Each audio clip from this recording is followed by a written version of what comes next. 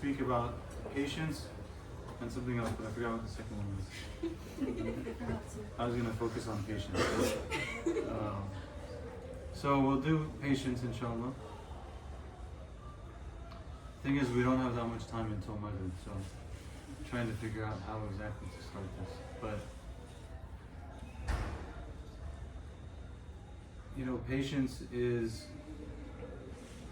I don't know how to explain this to you. It's hard to understand when you're young. The older you get, the more you feel the importance of patience. And there's no shortage, of course, of hadith that talk about patience, verses that talk about patience. In Allah sabirin, Allah is with those who are patient. Wasbiru wasabiru warabitu taqullaha la'alakum tuflihun, I think it is. You know, have patience, continue in patience, be steadfast, so that you can be successful. The Prophet ﷺ said, Sabr, that victory comes with patience.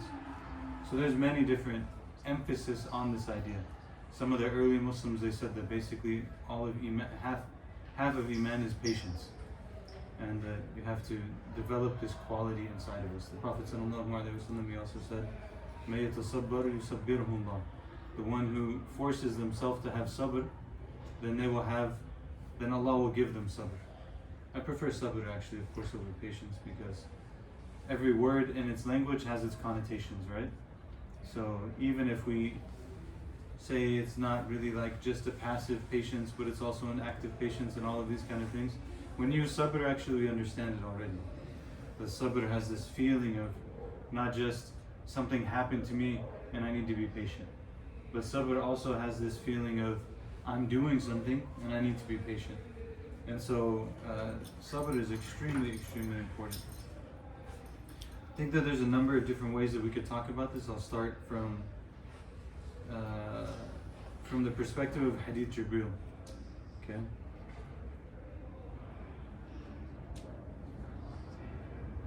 Hadith Jibril. Who knows Hadith Jibril? Who knows Hadith Jibril? Yes? How does it go? It's like the traveler came to Rasulullah ﷺ, and I forgot the exact details, but like there was signs that he was a very unique type of traveler. Like he didn't look like other travelers that came by. And then he sat right at it was during the halaqah of Rasulullah ﷺ, and he sat right there and started asking questions about the deen, and going in order from saying what is Islam, what is Iman, what is Ihsan, and then what are the signs of the Day of Judgment. Yeah, very good. And then the Prophet ﷺ told them that this was Jibril, he came to you to teach you your deen. So in this hadith, this Jibril comes in the form of a human being. He sits in front of the Prophet ﷺ. He asks him 4 primary questions.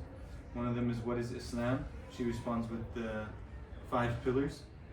And he said, what is Iman? He responds with the pillars or the articles of faith: Allah, angels, books, messengers, Day of Judgment, divine decree.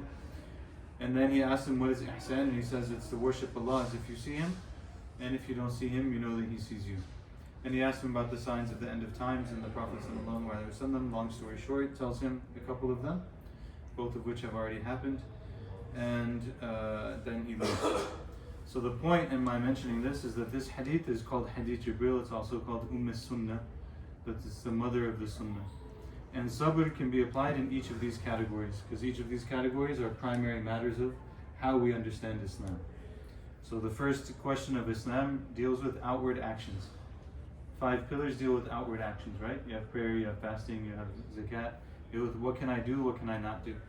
You can extend it outside of the pillars to basically everything. What's the ruling on cheating in an exam? What's the ruling on lying in a resume? What's the ruling on this? What's the ruling on that? What's the ruling on political alliances with XYZ? What's the ruling on voting for this party or that party or whatever? All of this is from the category of the rules on actions. And this requires its own type of sabr. Okay, this is the point here. It requires its own type of sabr. Especially most applicable for you guys is salat. Right? So salat requires a certain type of sabr, and it also builds within a person a kind of sabr, patience.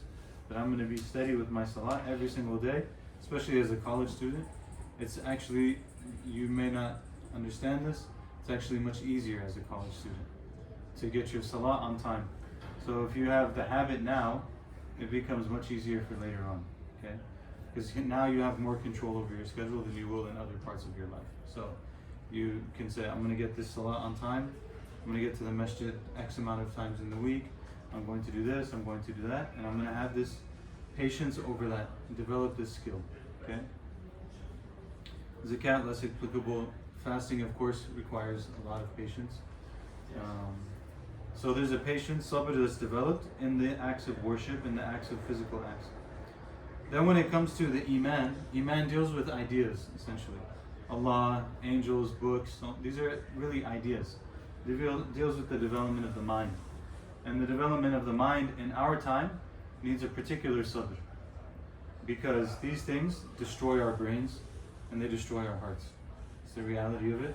Either we can accept the reality of it and realize that it's true and then deal with it accordingly, or we can not accept the reality of it and suffer the consequences. The reality is it destroys our brain.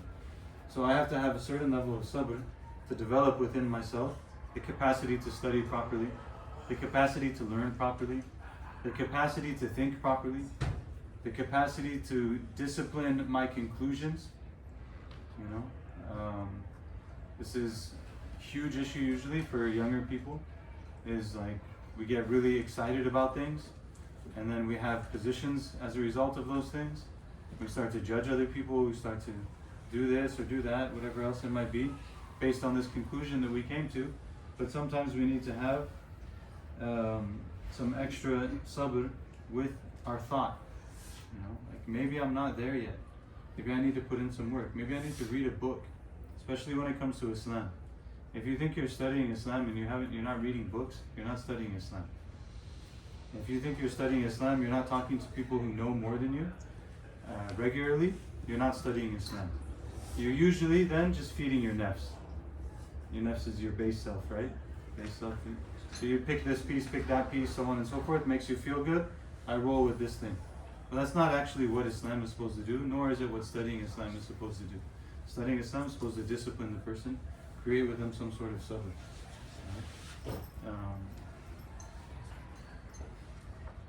This is its own topic, very beloved to me, but we don't need to go off on it because I'm trying to plant some seeds before Maghrib time. But the point is to have sabr with the development of the mind.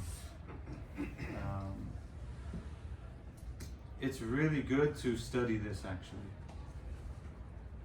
There's probably the most famous book in Islamic history on this topic is called Ta'lim al-Muta'allim Tariq al-Ta'allum, the education of the student on the method of learning. It's a very beautiful text. And there's also even BYU, the Mormons, they do a lot of good work. They made an anthology of classical Islamic education texts. It has Arabic and English side by side translation. It's a nice little anthology. It's probably in the library here. You can get it and read the different texts, see how the Muslims thought about knowledge, how they thought about education. So this is number 2. And then number 3 is on the spiritual side. Spiritual side needs a lot of sabr, because nothing changes in the heart overnight. Nothing changes in the heart overnight. The heart's desire to change can change, but the actual change takes time. So if I'm an impatient person, it's going to take time for me to develop sabr. If I'm a person who has a problem with what I look at, it's going to take time for me to overcome this problem. If I'm a person who's very angry, it's going to take time for me to overcome this problem. If I'm a person that's very jealous or hateful towards others, it's going to take time for me to overcome this problem. If I've gone through things in my life or in my childhood and experiences with whatever, parents, teachers, all kinds of things that have caused me to have some issues internally, it takes time to get through those issues. So it takes sabr. It's not like I realize I have this problem, it's just going to go away. It doesn't work like that. I can tell you, I've been working on anger and controlling my speech since I was at UCSD. It takes time. Alhamdulillah, things are not today what they were then, but it takes a lot of time. It takes a lot of effort. And that's okay. That's what we're here for.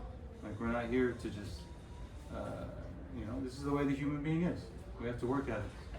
So spiritual matters take a lot of time. And we should know that when it comes to our spiritual development, this is something that basically never comes to a conclusion. It's not like you get to a certain point, and alhamdulillah you got to that point. As soon as you get to any point, you realize that there's further points that you should be going to, and then you just want to get to further points. That's how it's supposed to be. Even the prophets were like this. They say that the Prophet sallallahu alaihi wasallam, and all of the prophets, but the Prophet sallallahu alaihi wasallam was in his journey of life, in his relationship with Allah subhanahu wa ta'ala, constantly increasing in his connection to Allah. Even though he's the Rasul sallallahu alaihi wasallam, he's the Habib sallallahu alaihi wasallam. There's no one like him. There's nothing in creation like him. Sallallahu alaihi wasallam. Some of the Muslims, we get very like subtly anthropomorphic in our heads, and then we can't understand what I'm about to say. But by the agreement of the scholars, consensus, there's nothing greater than Rasulullah sallallahu alaihi wasallam in the physical world, created things, like including the throne of Allah subhanahu wa ta'ala, including Jannah and Nar. The Prophet sallallahu alaihi wasallam is greater than all of these things. Sallallahu alaihi wasallam. So spiritual matters also take some sabr. Okay? So this then gives us a foundation on a personal level. It brings us to the next topic.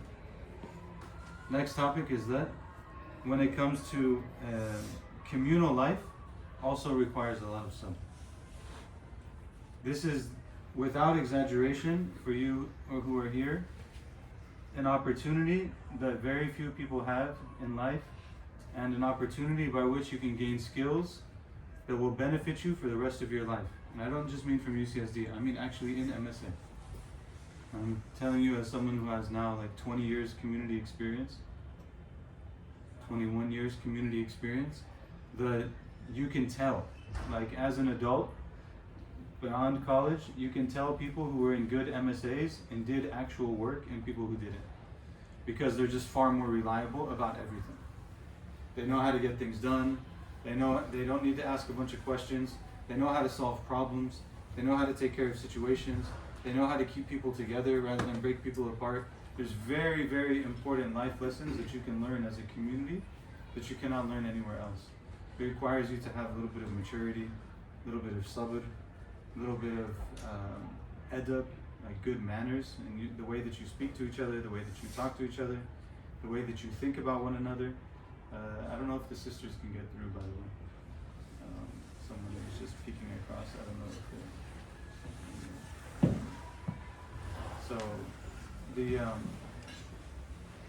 so all of these things can be learned here. And that means that certain really big primary issues have to never be forgotten. Like the unity of the Muslims is a high level priority. Ibn Taymiyyah radiallahu anhu, Shaykh al-Islam, he said, "Al-ittilaf wal-ijtima' min a'zam al-umur allati awjabaha Allah wa rasuluhu sallallahu alayhi wa sallam." He said the unity and love between the believers is from the greatest things that Allah has obligated upon them. It's huge. Like very few things are a higher priority than the unity of the Muslims. Most fiqh positions that people are really adamant about, I'm just going to tell you, most fiqh positions that college students are really adamant about, and they think they're like the die on this hill fiqh positions, they're not. I'm just, many years of study, many years of hardship, many years of pain and agony, many years of feelings of betrayal have taught me that it's not the case. Whatever position you think is like such an important position, it's probably actually one of a number of positions, and it's not worth breaking up the people over. Okay? It's very, very important that the community stays together, and what we learn trying to stay together, it really cannot be overemphasized. Even for people who are like in my world, there's a huge difference between people who studied after they were part of a good MSA and people who were never part of anything and they went and studied. And you think about it, it shouldn't be surprising to you, right? Like if you think about it, what happens when someone goes and studies? They study, and now they come back from studying, everyone looks at them. Says Sheikh so-and-so, Sheikh so-and-so. Go to them for questions, go to them for answers, go to Sheikh so-and-so, all of these type of things, right? If they didn't have any community experience, what happens? Bad bedside manner. Bad bedside manner, all kinds of things. Bad bedside manner, no wisdom, no ability to deal with situations, don't understand all kinds of issues. They have to gain it. They'll gain it, but it comes at a price, you know. But people who have had that experience and then gone and studied, it has a different, even the way that they study is different, because they have different issues in their minds in terms of community and community life and the issues that the people face, and how are we going to solve them, how do we find solutions to them, so on, right? So this is one issue in community. There's a lot of ways that this can come up, okay? So one way to have sabr with each other is to not make bad assumptions about each other. And this can be very apparent, it can be also very subtle. Right? Like, the nafs is very tricky. If you don't know this word, you need to know this word, nafs. Nafs is the thing inside of us that pushes us in different directions. It is very tricky. So sometimes we've convinced ourselves that what we're doing is a matter of truth and justice and everything else, and it's really just a matter of me. It's very, very common. So how do we combat that? One of the ways to combat that, and why the ulama, the righteous people always emphasize this, is to have good character. Good character includes a lot of things. One of them is to not assume things about people, to speak to them in a way that's appropriate, to seek clarification when something doesn't make sense to us or we don't understand something, to seek clarification on what someone's opinion actually is, to have enough sabr to actually listen to someone, be like, so what do you think about this? And to pause your own judgment long enough to just hear the other person. Like, subhanAllah, that's interesting. They come from like a different perspective, and they're thinking about it this way. All of these kind of things, they all require sabr. All of them, they require sabr. So all of these issues of community life, to be consistent in the programming that you do as a community, right? To deal with the problems that come up as a community, deal with problems that come up with administration, all of these things require sabr. So, we ask Allah subhanahu wa ta'ala to give tawfiq to all of you. But, this is something to try to keep at the forefront. One time I visited, actually it was the first time I visited a very beloved teacher of mine. And I thought, I've traveled this long distance to come see this person, and I'm not going to get to see him often. Let me take advantage of the opportunity and ask for advice. So I went to the Shaykh, I asked him, Shaykh, can you give me advice? He said, have sabr and make dhikr. Have sabr, make dhikr. Have sabr and remember Allah. It's very simple advice, right? Very straightforward advice. And I said, okay. But I had a couple of days that I was going to be around him, so I was like, ask him again, maybe I'll get something else, right? He knows that I'm going to see him again, so I'm like, get a couple of doses so I can keep them. So I go to him again, I'm like, Shaykh, give me some advice. He said, yeah, have sabr and make dhikr. Next day, go and ask him again. Why not? Have sabr, make dhikr. Have sabr, make dhikr. I'm like, okay. This is, by the way, after a lot of things. Like, this is after we've graduated Azhar, after I've served as an imam, after I've started working as a chaplain on community college, on campuses and all this kind of stuff. So this is 10 years ago, maybe 9 years ago. So each time I ask him, he says the same thing. Like, okay. But what's really good about that is that then that's what you focus on. Say, okay, yeah, I'm just going to make dhikr and have sabr. All kinds of situations. You can deal with all kinds of things. All kinds of people, all kinds of situations, all kinds of people are going to say things about you, by the way. You're a community service position. Everyone says all kinds of things. Everyone says all kinds of things about you. 99% of them never come and talk to you. Never ask you, do you really believe this? Do you really think this? What's your position on this? What's your position on that? 99% of them never come to you. They just give you their deeds for free. It's very bad. It's a very bad thing to do. SubhanAllah. Not even from a personal perspective. It's not good to give your deeds away for no reason. So hold on to them. Have some hirs over them. So, but have sabr, make dhikr. Have sabr, make dhikr. Keep it at your forefront. Whatever happens, class, I'm going to have sabr. MSA, I'm going to have sabr. Parents, I'm going to have sabr. Food, I'm going to have sabr. Gym, I'm going to have sabr. Professional development, I'm going to have sabr. My own brain, I'm going to have sabr. My own heart, I'm going to have sabr. Just have sabr. Put it at the forefront of everything. Solve it. it won't solve a lot of things right away. That's why the Prophet ﷺ said what he said. You have to sabr, yusabbirhullah. You have to force yourself to have sabr. And to be honest, you're probably going to make gains so slowly that you don't even realize that you're making it. That's the way it works. A year passes, you think you're the same thing as you were a year ago, but you're not. That's the way this whole thing works. You go day in and day out, we keep at it. Okay? I think it's good time. Is it a good time to pray Maghrib? Maybe after Maghrib we can talk about it, or if I think of some other things to share, I'll share them, inshallah. I'm assuming you make adhan. Anyone make adhan?